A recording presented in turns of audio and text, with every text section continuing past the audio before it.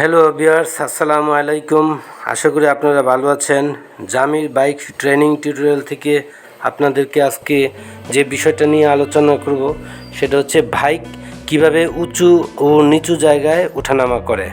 তো যাই হোক, যারা নতুন বাইক চালনা করেন তারা সম্ভবত উঁচু এবং নিচু জায়গায় নামাতে তাদের অনেক সময় ভয় পায়, অনেক সময় কাঁপাকাঁপি করে, অনেক সময় তারা নিজেরা হেজিটেশনে ভোগেন। তো যাই হোক, আজকে আমি যে বিষয়গুলো আলোচনা করব, উঁচু জায়গায় বাইক ওঠানো।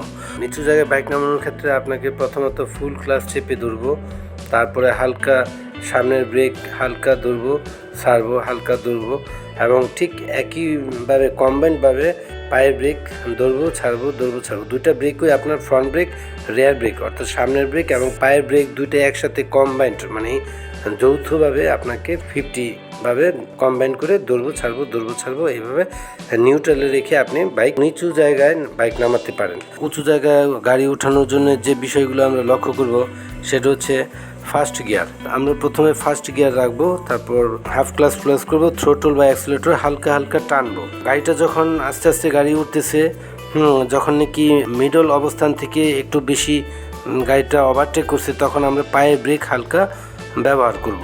আর সাধারণত ফার্স্ট গিয়ার সাধারণত উঁচু জায়গাতে ওঠার জন্য ব্যবহার করা হয়। এই গিয়ারে বাইকের শক্তি বেশি থাকে কিন্তু গতি থাকে কম, এজন্য আমরা সাধারণত উঁচু জায়গাগুলোতে ফার্স্ট গিয়ারে ব্যবহার করে গাড়ি উঠাবো।